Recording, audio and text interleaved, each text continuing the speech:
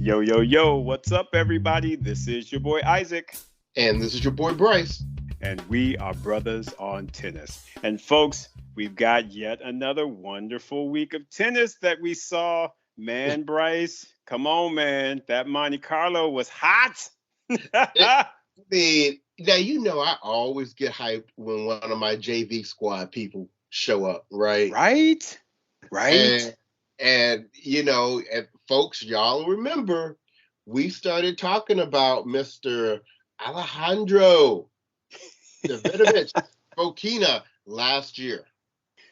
And we knew there was something special about this cat. And he has just had the result of his career thus far. And he is part of that new generation coming through Spain because, speaking of which, Tommy Robredo retired today. I mean, I didn't even know he was retired, actually. Right. Same. But anyway, I think them two breadsticks he took today was a reminder that it was time. And yeah, so when you think, Rafa, he probably has a couple of years left. Robredo is gone. Feliciano Lopez basically Hell, is he a tournament director. Right, at this state.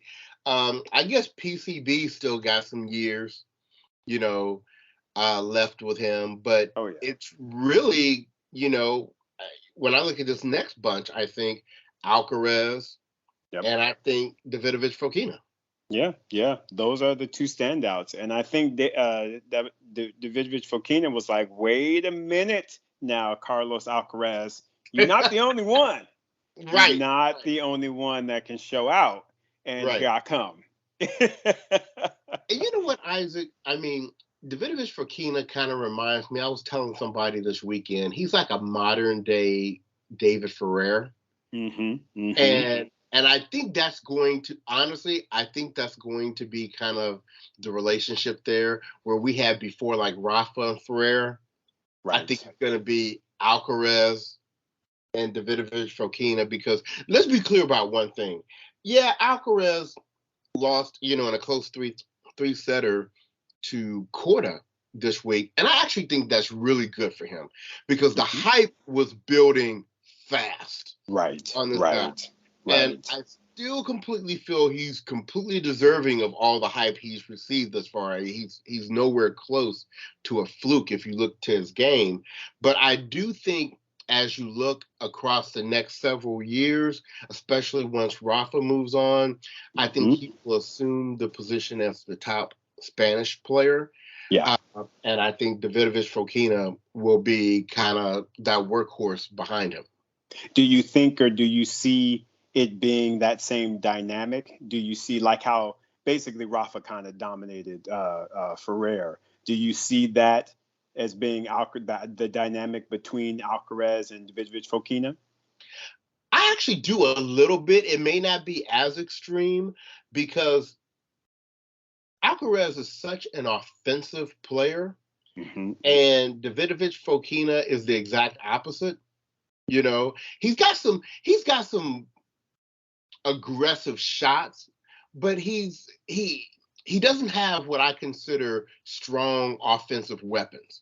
His weapon is his fight and his staying in there and I just feel like on the days when Alcaraz may be a little off, Davidovich Fokina could probably sneak some victories out then. Right. But I think on any of the days that Alcaraz is feeling it, yeah.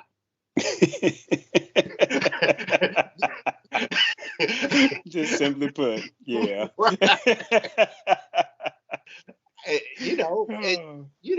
And that's the way it typically is. I mean, when you have two players where one is more offensive minded and one is lesser, if the offensive minded player is on, the scale typically tips a little bit their way. Right. Absolutely. I do agree with that wholeheartedly. Yeah. So, folks, we are definitely going to get into this Monte Carlo Masters. We do not want to also forget that we had the Billie Jean King Cup this weekend. a Yep. lot of really interesting things happening in that as well. So we will chat about that. So Bryce, what order do you want to go into? What are you thinking about here? Well, we're already talking about Monte Carlo, so let's just go ahead and stick with it. Right on, right on. So talk to me, bro. What else did you see as being kind of your standout in the tournament? Well, sticking with Davidovich Fokina. Mm-hmm. Come on now. I know where you're going. I didn't know if he was going to get past Giron in the first match, right? First round. Right. Because I thought that was a good one, but probably he had a little edge on clay. Yeah. But I thought, and remember, y'all, Davidovich Fokina is on my JV squad, so I really support this guy, and I love this guy, right? But I also know that I've seen him, he kind of looks up to Djokovic, right? There's some admiration there, right? As can be understandable as a tennis player. Right. And I just thought that he was going to get up against Djokovic, and Djokovic was going to school him. And all I'm going to say is when he dropped Novak off at the bakery in that third set so that he could enjoy that breadstick that they were leaving for him on the top shelf at the bakery, I was like, you know what? Who has Djokovic beat this year? It sure ain't nobody named Davidovich Fokina, and it sure ain't nobody named Yuri Vesely. Right.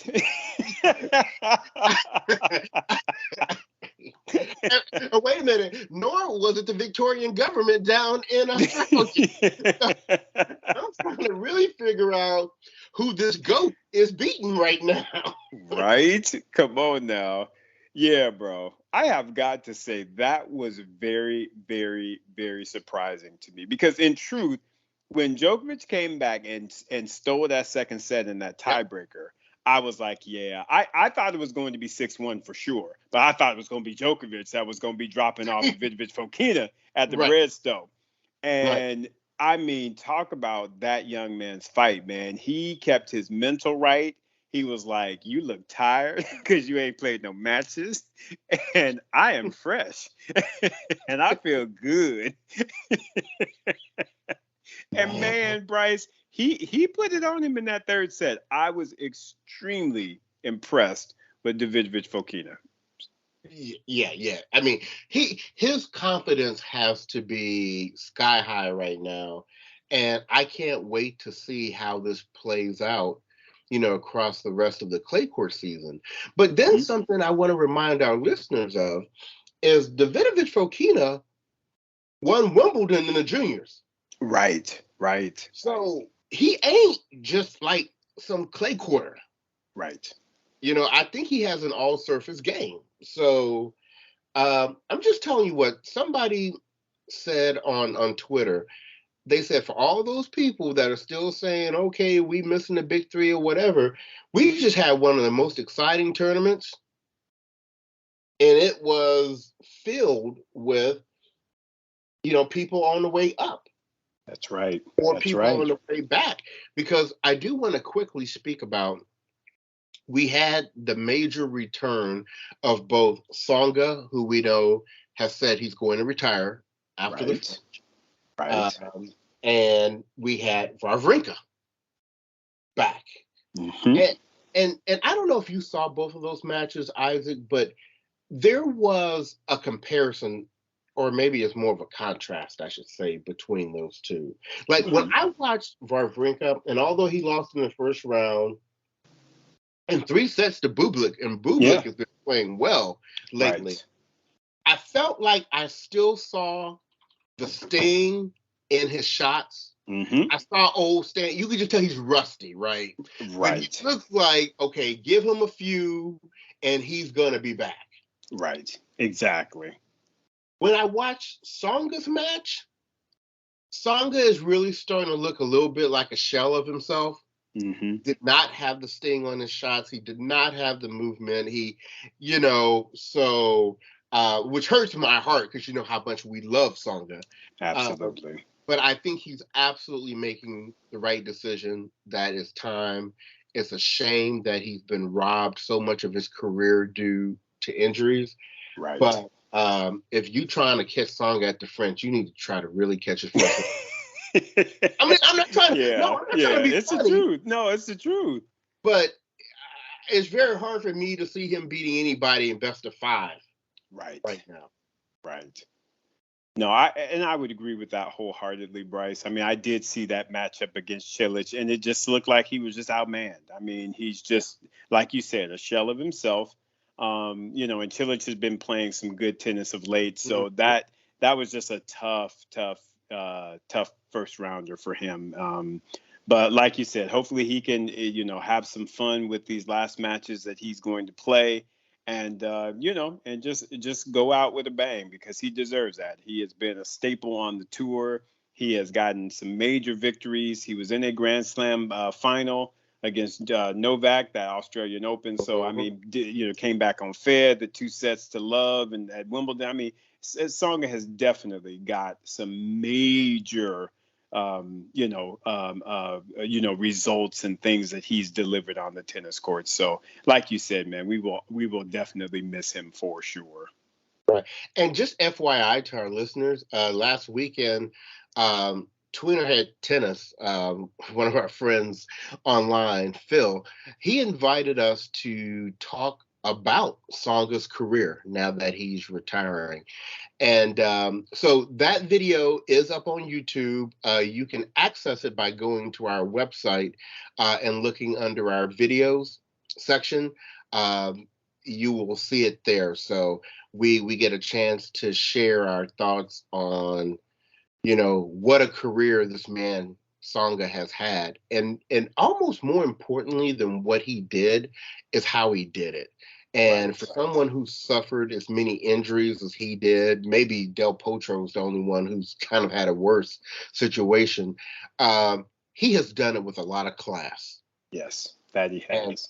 And we talk a lot about. I'm not gonna get on my stool right now, but we're talking right now about a lot of players that are showing behaviors on the court that aren't really becoming of role models.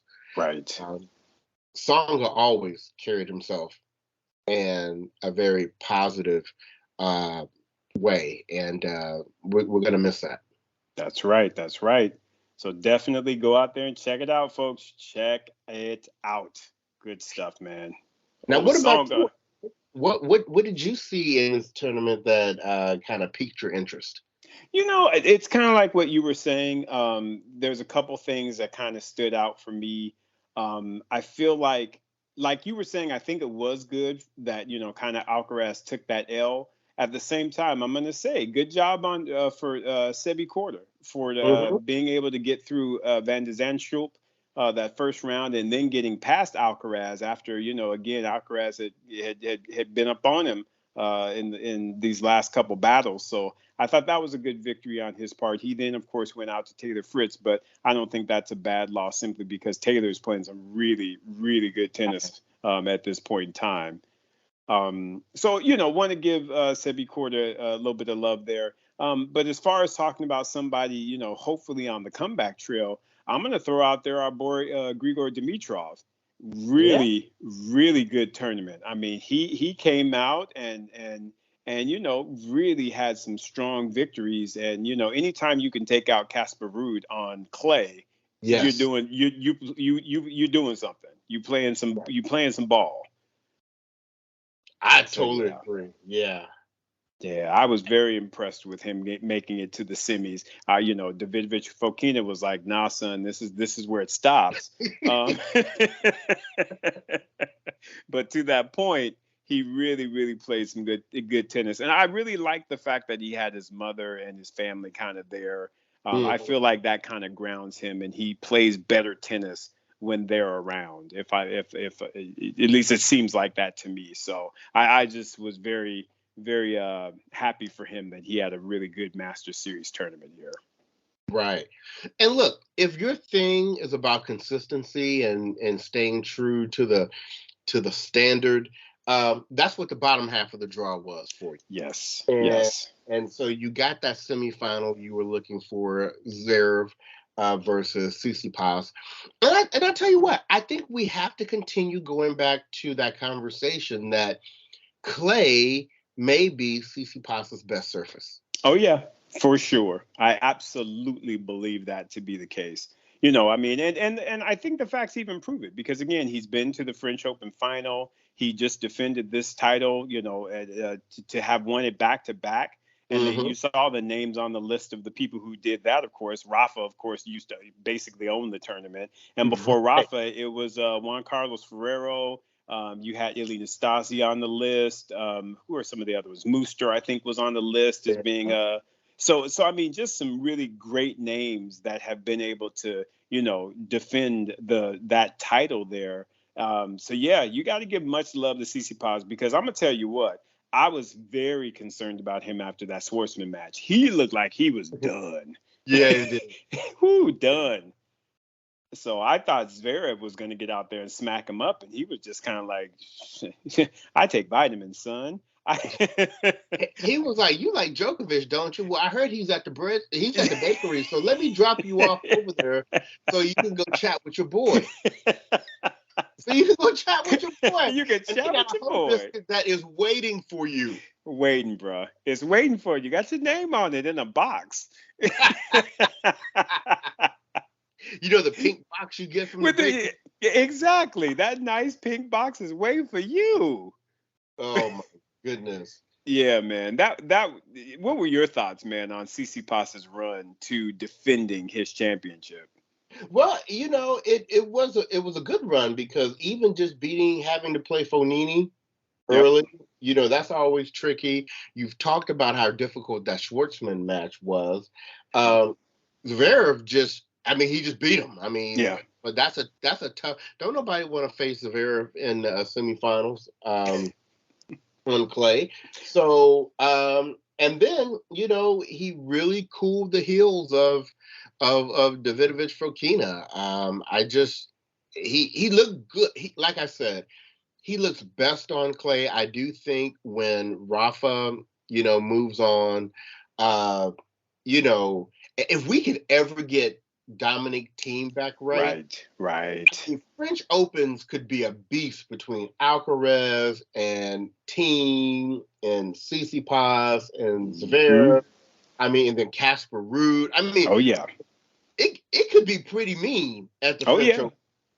I agree, brother. I absolutely agree. I think there are some folks out there that are going to be battling for the French Open titles in the future. And I honestly would put CC Pass at the top of that list the way he's looking. I mean, Mhm. he looks like he's trying to do some things. I unfortunately think that of course Nadal is going to get up in there and wreck shop per usual, but give Right. or take another few years, I think CC Paz is going to be up in there. Like, I think it'll be him and Rude. I really think him and Rude. I still am questionable on Team. I got to see where Team is, just even mentally. Because, again, it just seemed like Team's whole mental focus was off. Not just his whole wrist and the actual injury, but his mental seemed to be off kind of right before his injury. So I need to see how he comes back on the scene and whether or not he's going to really make himself a presence as he did before. But I think CC Paz for sure will be up in there. Of course, we know Alcaraz is going to be battling for all four. But I think Rude is definitely going to be somebody you're going to have to really, really take into account when it comes to the French Opens of the future. Right. And speaking of the French, for those people that are paying attention, we all know that, you know, after Indian Wells, Rafa had the rib injury and he had to Mhm. take that 4 to 6 weeks off. And apparently he just needed the 4 weeks because he was out there on Twitter today saying he's back out on the clay courts practicing now. So Mhm. I think he's targeting to try to be back for the Madrid Masters, which starts on May the 1st. Uh, Nice. and if that's the case, that'll be good because that'll give him a couple of tournaments to use as warm-ups before the French. But Isaac, I go back to what you said basically all year. I think it has probably been on Nadal's mind, that L he took from Djokovic last year, and I think he don't want to play nobody but Djokovic. Nobody but Djokovic at the French Open this year, and I'm excited. I can't wait to see that. Yeah, I think it's going to take something extremely special to be able to get in the way of Nadal winning his, what I believe would be his 14th French Open title. Yep. It's going to take something special, because the way he started out this year, he can't help but be just stupid confident going into his favorite surface. And like I said, if he get that rib right, you act like he on the grill or something. Yeah, Robert gonna be breaking some folks' ribs. They're gonna be like, "Dang, really? Are we playing like this? Are we playing like this?" Right. Yeah, I'm excited. So y'all, he's back. We should be seeing him back on the courts in a couple of weeks here, and that's really good news. So yes. So shout out Tsitsipas, congratulations, great win. And Isaac, let's talk about the women last week. Yeah, we gotta get the Billie Jean King Cup, formerly known as the Fed Cup, which I think even before that it was known as the Reitman Cup. But what did you think? Well, okay, so I want to, of course, pay special attention to our ladies of the States, the United States, who hosted the Ukraine. And notice how I said hosted. This to me was just class, Bryce. It was class. While it was a competition, it was understanding what is going on in the world, what is happening, and really,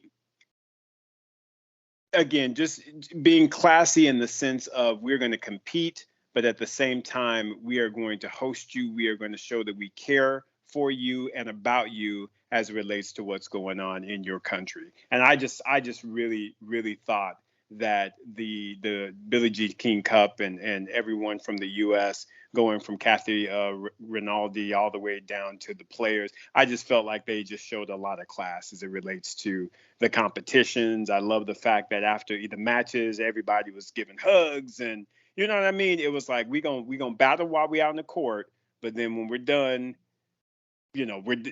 that's done. So I just was really proud, man. I have to say. How about you, man? What were your thoughts about the Billie Jean King Cup, and specifically the U.S. versus Ukraine head-to-head?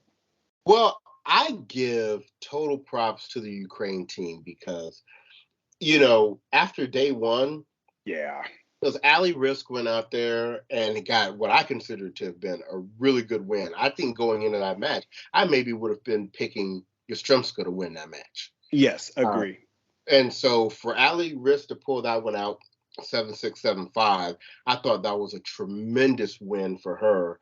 And then, Pegula was doing Pegula things with that Zavatska match. And so after that first day, you're thinking, okay, Pegula's going to come out here. She's going to play Yastremska in the first match, and she's probably going to wrap it up, right?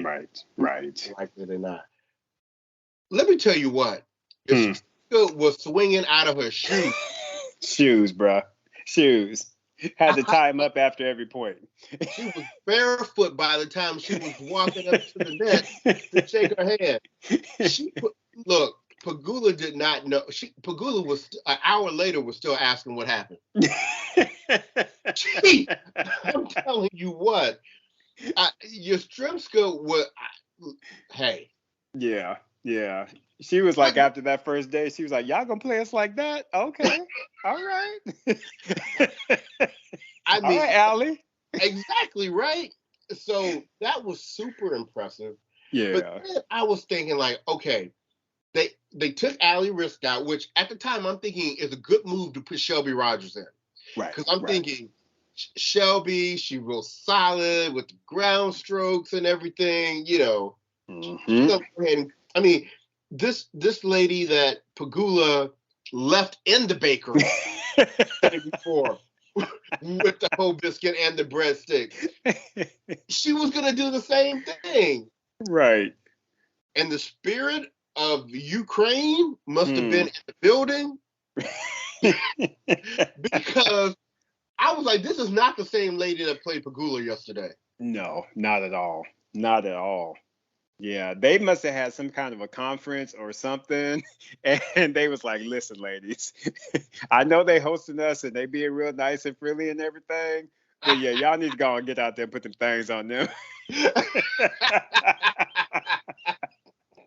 It was like, "Oh, okay, for real.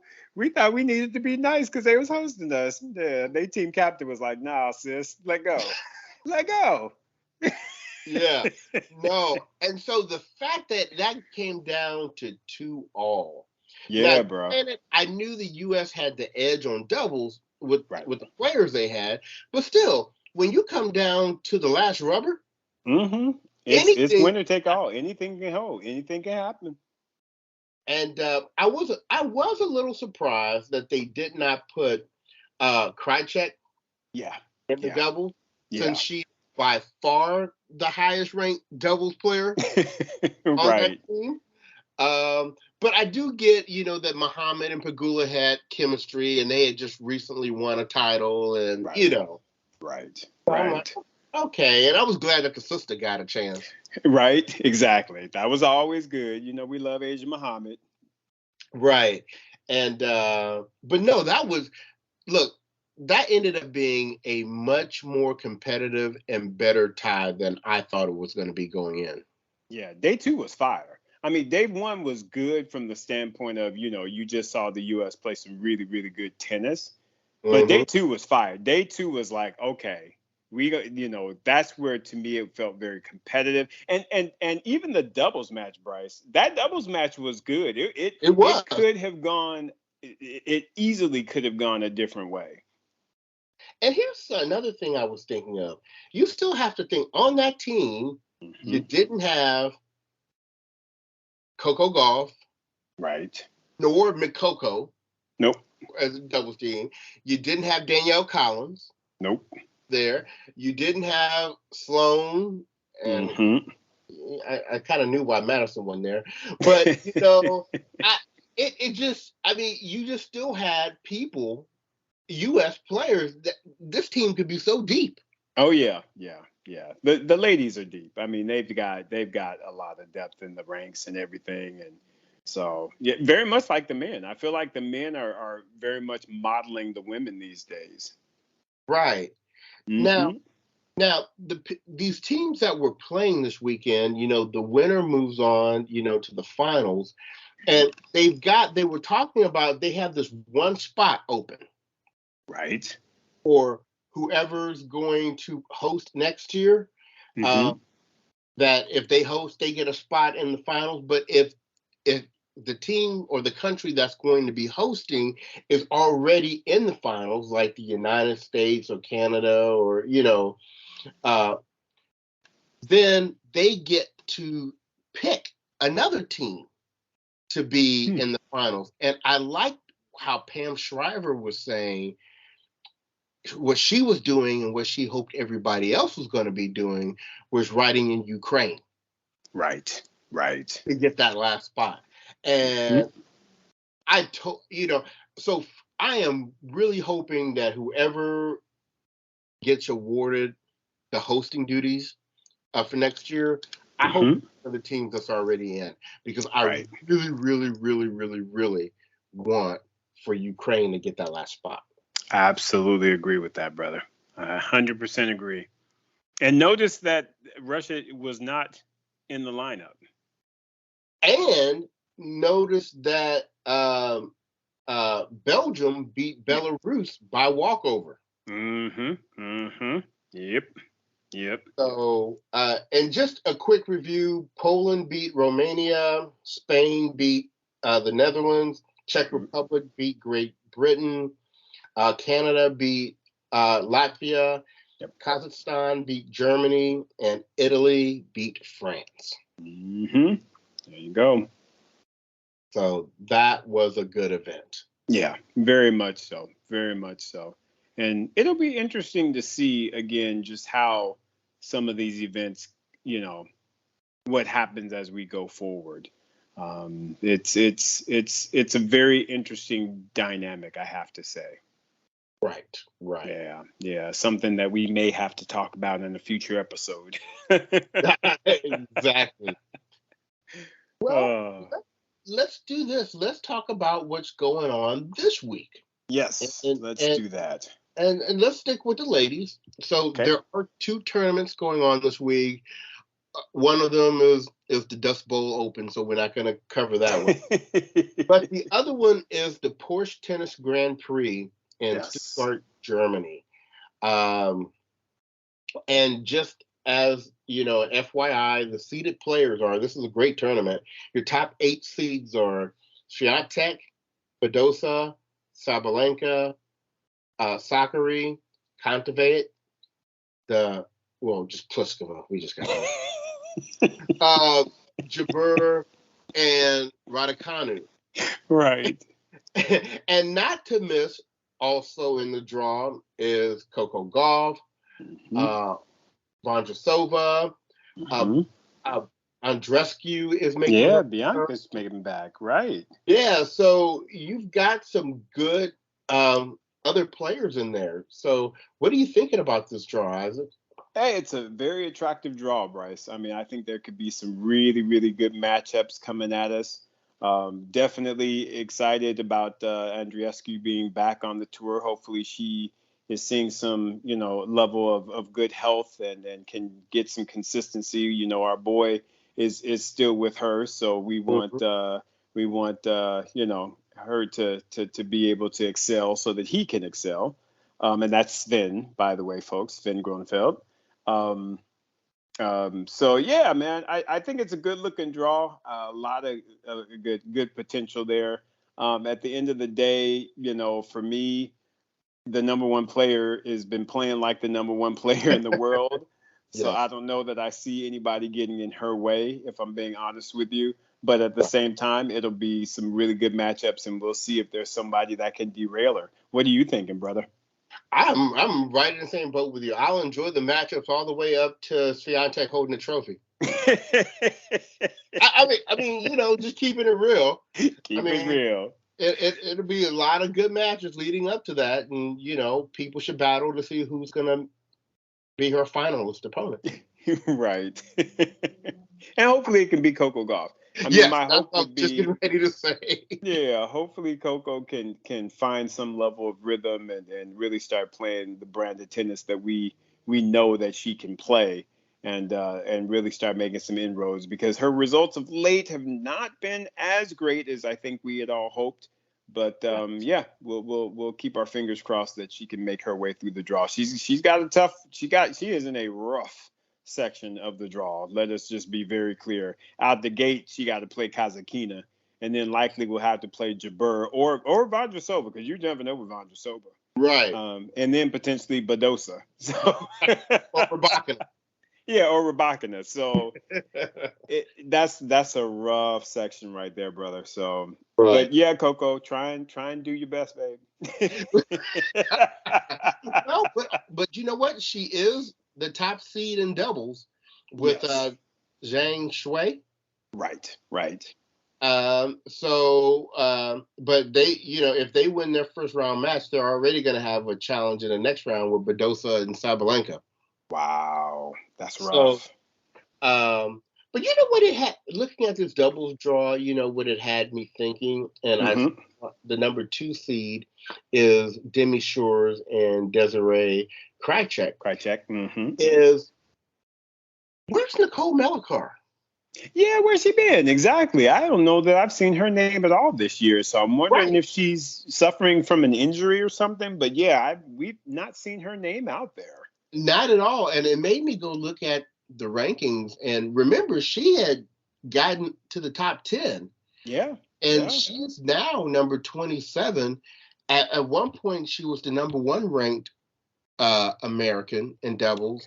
And now she's number 6. Wow. So yeah, just curious where So Nicole, where you at? Holla at Brothers on Tennis. Let us know something. Holla at us. Come on. Need to make sure you're okay. Yeah.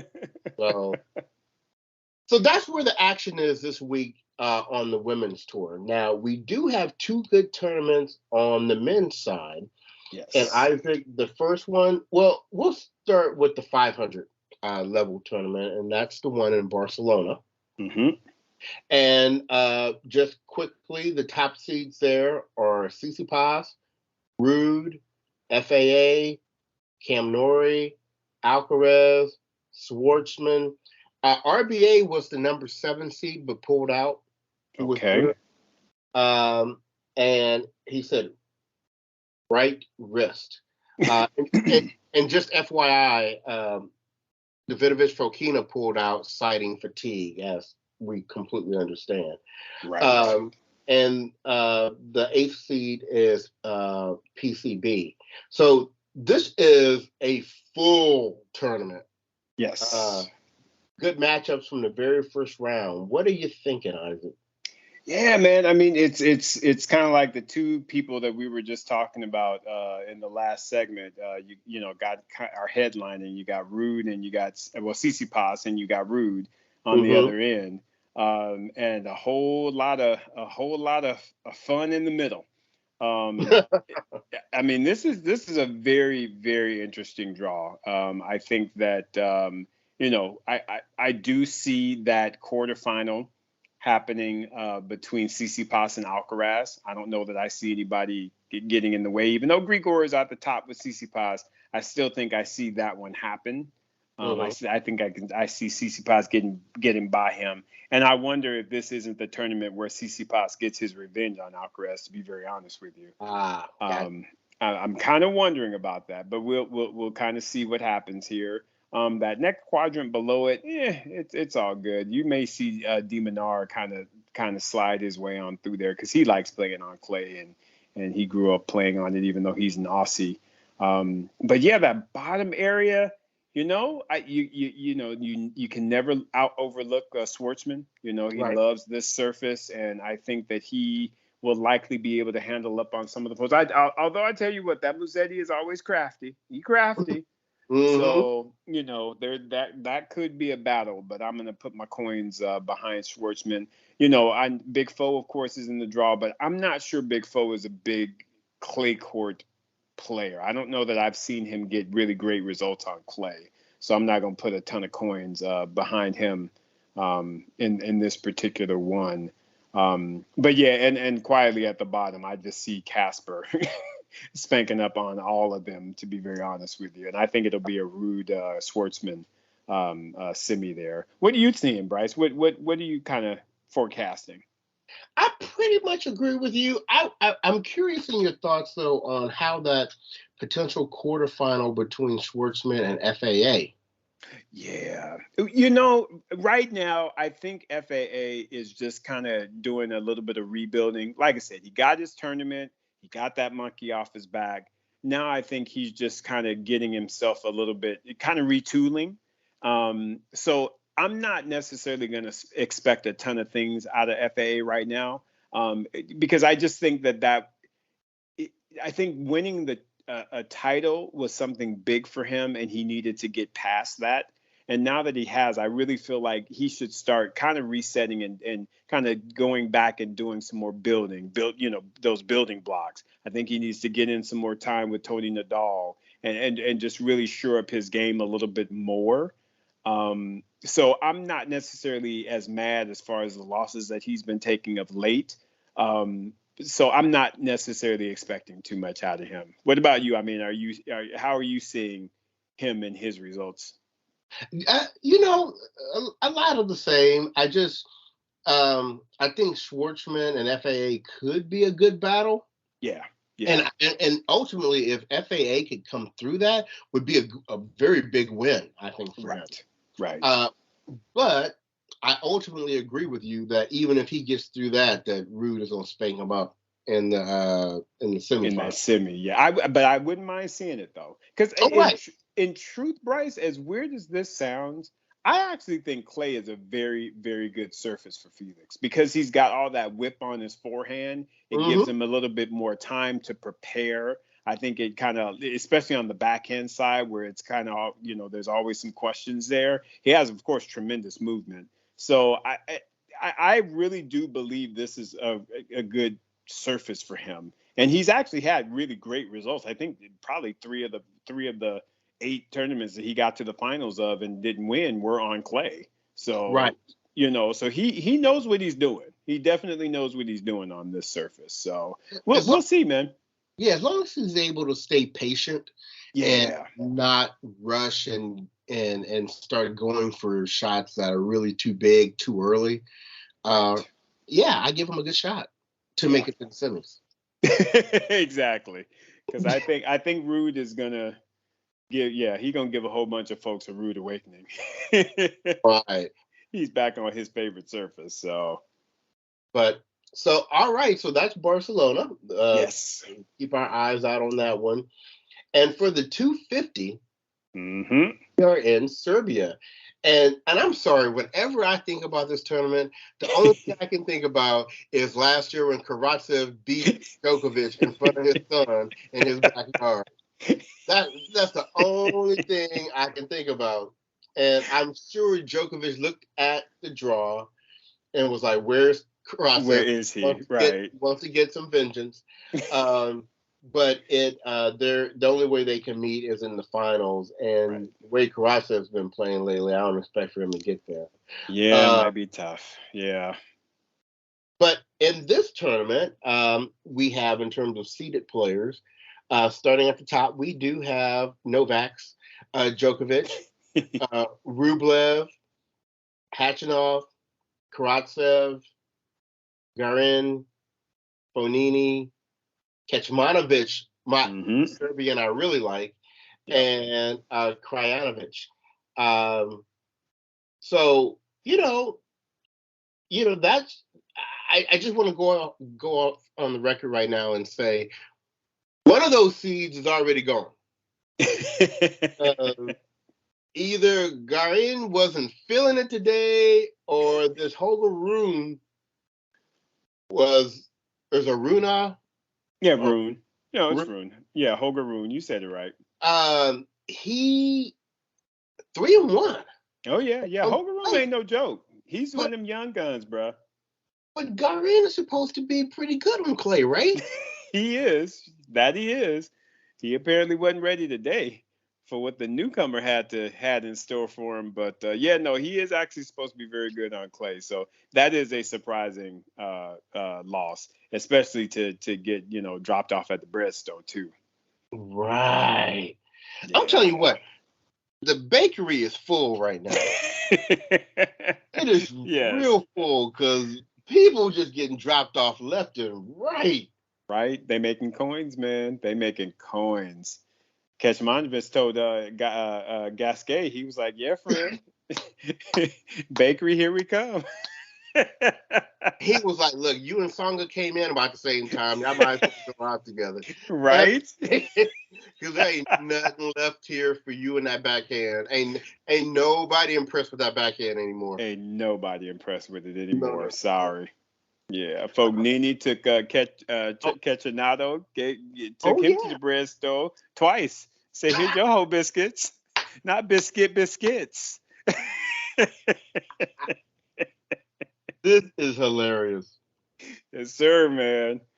Oh. So now I'm gonna tell you what. Now y'all may clown me this time next week.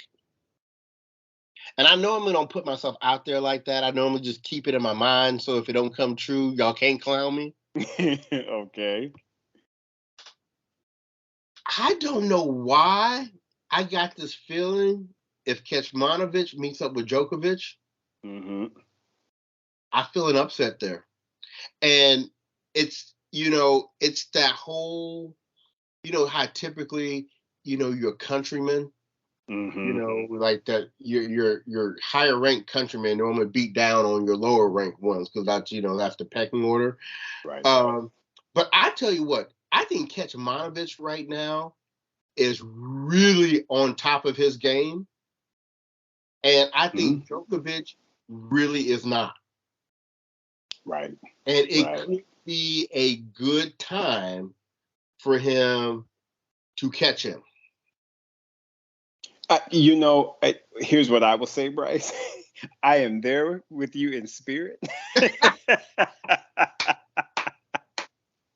Because I am. And I am very much a fan of Catch.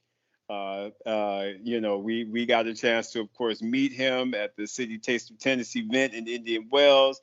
Very nice young man, awesome young man, in fact. And he played some outstanding tennis at Indian Wells. Yes, he did. At the same time, I think it's going to be one of those. Djokovic is going to be like, now I hooked you up at the Australian Open, right? We up in our backyard now.